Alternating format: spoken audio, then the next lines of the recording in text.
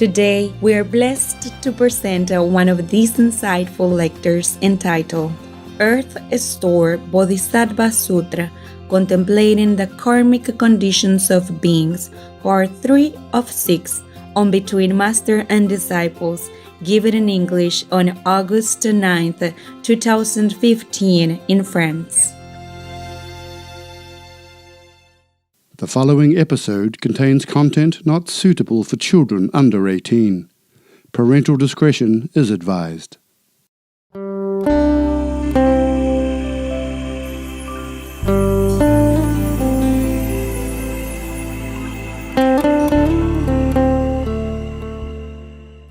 matter how many beings go into whatever hell, it's never full. It's not like a prison, say, okay, we have no more space. No matter how. Just like heaven, no matter how many people go into one level of heaven, it's never filled. Jesus said, in my Father's house there are many mansions, but not just many mansions, limitless mansions. So don't worry that the Master initiates so many beings, how can they all go to heaven? You all go to heaven. Thank you, Master. Welcome. Welcome. Just don't give me a chance to have to go to hell to fish you out. Don't want that chance, okay? After reading all this, you should know better, huh? In case you forget. Yeah? In case you forget. It's not because Master gives you initiation, and then okay, no matter, Master will rescue me anyway, so you can do what you want. It's not that. You have to consider other being, even if Master can help you. But if you hurt somebody else, that's not fair. That's not a gentleman way, understand, huh? Yes. Okay, so try to be good and fair. For being a gentleman, gentlewoman's sake, not because Master can or cannot rescue you. Can. It's just not the way to do. Okay? If we cannot help others, at least do not hurt them. My God, this is really detailed. I read it 30-some years ago. Even if I read it, I won't remember all this, you know. The iron wall on top, and iron all over, and burning from up and burning from down. Where would you go? If it's burning from down, maybe you jump up, you know, and hide yourself up there. But if it's burning from up down, maybe you run, yeah, further. But no, both up and down fire. Oh, God. Oh, God, I wish that all beings never have to experience this. Never. They're just so ignorant, you know, they're born in this world and they were badly educated, badly exampled, badly misled, and then punishing like this. This is too much. It's too terrible.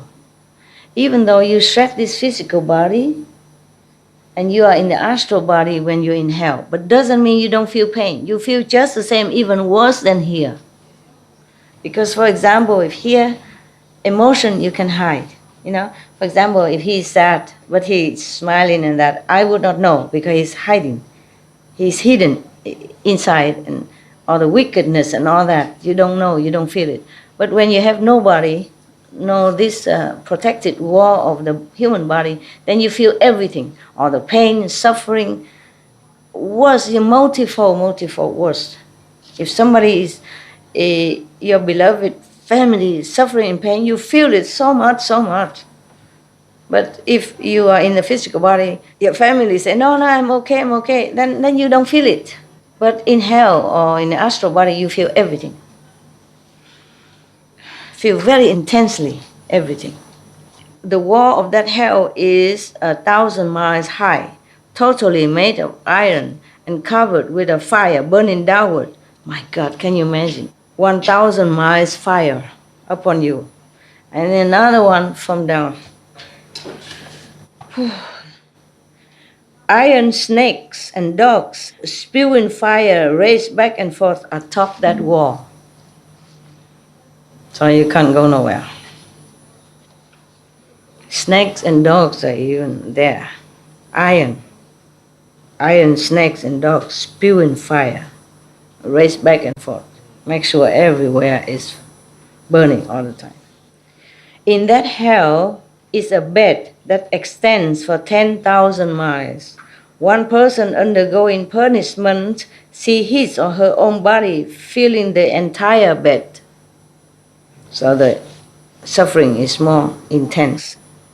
It's more everywhere. When millions of people undergo punishments simultaneously, each one of them still sees his or her own body filling the whole bed. So big. That is how retributions are undergone by those with the same karma. What is more, these offenders undergo extreme suffering. Thousands of yakshas and other evil ghosts display fangs like swords and eyes like lightning as they pull and drag the offenders using their brass claw hands. Other yakshas, very wicked, evil, and ugly, other yakshas wield huge iron halberds that they use to pierce the offenders' mouths and noses or stab their bellies and backs. Oh God. What is more, these offenders undergo extreme suffering. Thousands of yakshas and other evil ghosts display fangs like swords and eyes like lightning as they pull and drag the offenders using their brass claw hands. Other yakshas wield huge iron halberds that they use to pierce the offenders' mouths and noses or stab their bellies and back. They toss the offenders into space and then catch them by screwing them with the halberds, something like forks or something like that. Or they let them drop onto the bed. Iron eagles peck at the offenders' eyes and iron serpents wrap around their necks. Long nails are driven into all their limbs. Oh God, how terrifying. Must be terrible to be there. How pitiful. How inconceivable. What bloody hell like this? What kind of law is this? Oh God. Their tongues are pulled out, stretched. It's scary. And then plowed through. Their internal organs are gouged out, sliced and minced. Molten metal is poured into their mouths, and their bodies are bound with hot iron. Responses to their karma go on like that throughout thousands of deaths and rebirths in the same hell. They pass through millions of aeons seeking escape in vain. Oh God, how terrible. How terrible. How pitiful.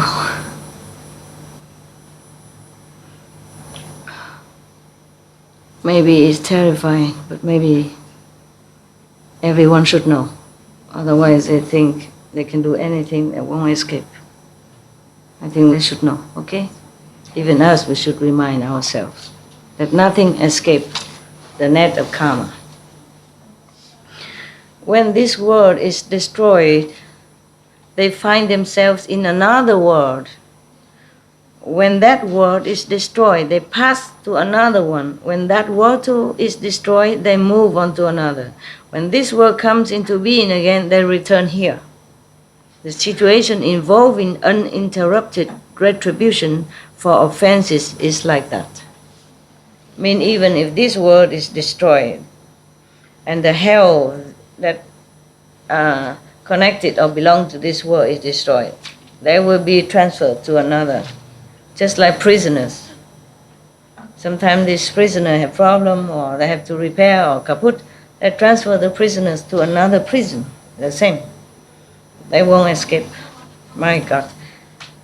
And sometimes a world is not destroyed for billion eons of times. And then they continue forever like that. That's why the Bodhisattva is uninterrupted. Never stop. Moreover, 5 karmic responses account for the name uninterrupted. What are the 5? First, it is said to be uninterrupted since punishment is undergone day and night throughout many aeons without ceasing for a moment. Second, it is said to be uninterrupted since one person feels it in the same way that many people feel it. Third, it is said to be uninterrupted, since repeated punishments continue without cease throughout years that stretch into nayutas of aeons. Nayuta means unlimited, okay? Limitless aeon, or limitless time. Unlimited time, limitless time, infinite time.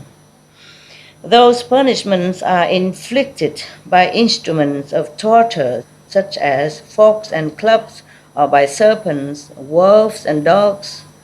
These are irons and manifested, It's not real. Not real dog, real serpent, but even worse. The dog or serpent bite you, you die once, maybe. But these, they keep biting, and you won't die. You just feel pain forever. Or by pounding, grinding, sawing, drilling, chiseling, cutting, and chopping. Or by boiling liquids, iron nets, iron ropes, iron asses, iron horses, or by raw hide bound around one's head and hot iron poured over one's body. And you think the prison on these planets are torturous. It's nothing compared to this. Or by meals of iron pellets and drinks of iron fluids. Fourth, it is said to be uninterrupted, since everyone undergoes karmic responses based on their offenses they committed, whether they be men, women, savages, old, young, honorable, or lowly, whether they be dragon, spirit, god, or ghost. Fifth, it is said to be uninterrupted, since offenders continually undergo 10,000 deaths and as many as rebirth each day and night from the moment they first enter this hell, and on through thousands of aeons. During that time, they seek even a moment's relief, but it never happens. Only when their karma is finished can they attain rebirth somewhere else. Oh God. Erstwhile Bodhisattva said to the worthy mother, that is a brief description, even brief only. Imagine if it's long. Oh God, how pitiful. No wonder he vowed to save all beings in hell, because he saw all this, he knew all this. He feel the extent of their suffering. Even if we read it only, we feel terrified already. We feel the suffering for them already. How would it be if you really witness and hear their cry and saw the condition there? Erstwhile Bodhisattva said to the worthy mother, meaning the deceased mother of the Buddha in heaven, just to remind you, that is a brief description of uninterrupted hell. If I were to speak extensively about the names of all the implements of punishment in the hells and all the suffering there, I could not finish speaking in an entire aeon. I mean, he could speak forever. An aeon is many billions of years.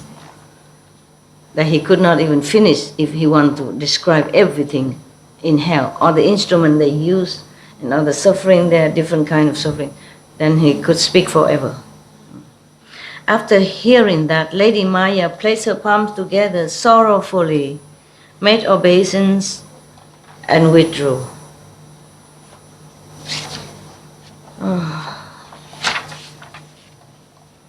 When I was in Taiwan, I remember.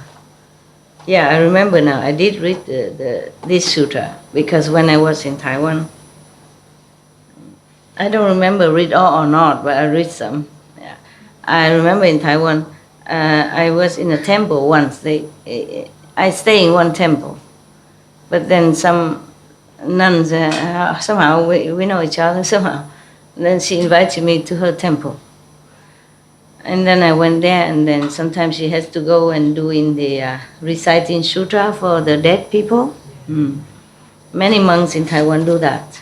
Yeah, and then they make offering to them and pay and all that. Also, yeah. So she said to me,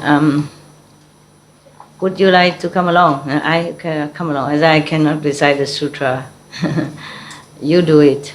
It's your job. It's better.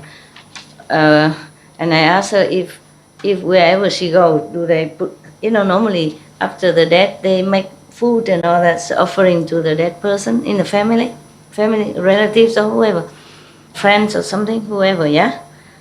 Then I say, do they make vegetarian food for the deceased, to offer to the deceased or not? And sometimes some family do, but mostly they just cook chicken or whatever, normal, because that's what the deceased ate when he or she was alive. So they cook the same, give it to them. And then I say, no, you have to tell them, make vegetarian before you come. The nun, the monk say to me, we don't say anything, we just go recite the sutra. I say, you must. Because in the Earth Store Bodhisattva Sutra, it says that if a person die and then the relatives kill the animals or make animal food for them, then their karma will become heavier. And if they're supposed to go to heaven, then because of that karma, so I say in the Earth Store Bodhisattva Sutra, the Bodhisattva said that if anyone die, you should make vegan food to offer, because if you kill any animals in their sake, or make meat or fish offering, then the dead person karma increase. Or even if he's about to go to heaven, because of that, their journey to heaven will be delayed or maybe stopped.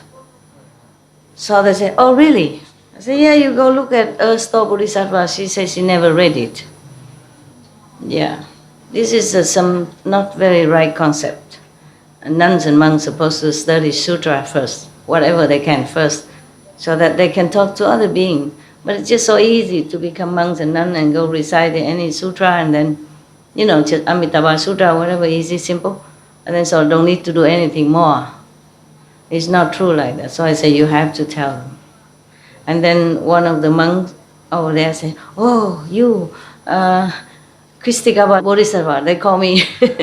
They think it's just an honorary kind of talk, So I remember now. So that means I read it. Yeah, some of the chapters say that. And also when you give birth to a child, mother and child should be fed by vegan. And thanking heavens and Buddha, that food should always be in vegan. The Buddha said that is better, safer for the mother and child. Because when the mother gives birth to the child, there are many yakshas, ghosts and evil spirits hanging around, wanting to take the blood from the mothers and the child when they were born. I remember that. Maybe one day we will come to that chapter and then you know that I read it. Therefore, we should not, even because it giving flesh and all that, they're also more attracted to that. And then maybe endanger the mother's and child's safety. Because all this negative spirit energy surrounding them during the sensitive time of birth. In Supreme Master TV. Supreme Master TV? In the quotes about vegetarianism in religion. They also say this? Yes. Yeah. Yes. I guess because I remind them somehow. Yeah. I didn't see that. I didn't see they do this. That's just good so. Good they did that. Also I tell them to search into many different sutra and religion to give quote, short quote. That's how it comes about. Yeah. And also I tell them to do this pops up, all the famous people or the muscle people who are vegetarian, the intelligent people. That's why they have all the pops up stuff. Many, yeah. It's good job. Good job. Okay. Okay. And this is the karmic retributions of being in this world. Wait a minute. How long it takes? Because when I read something, I like to finish it, So it's quite long. Oh, no, not really. When it's one page, me only half a page, so it should be okay. Just look big, because they print only one side. It's okay. It's an urgent job. I tell them to print it quick. So next time, but we keep it okay like that. Okay. You still want to hear the retribution? Yes. Not scared yet? Okay. Karmic retributions of beings of Jambudvipa, mean planet Earth, humans. At that time, Earth-store Bodhisattva said to the Buddha, "World honored one, because I received the awesome spiritual strength of the Buddha." He is so humble, huh? But of course all the Buddhas support him spiritually, energy, yeah? Yeah. So he can continue his job. I think the whole universe support him. Otherwise this is a very difficult job. To keep going up and down and hell, sapping your energies and strength, spiritual strength.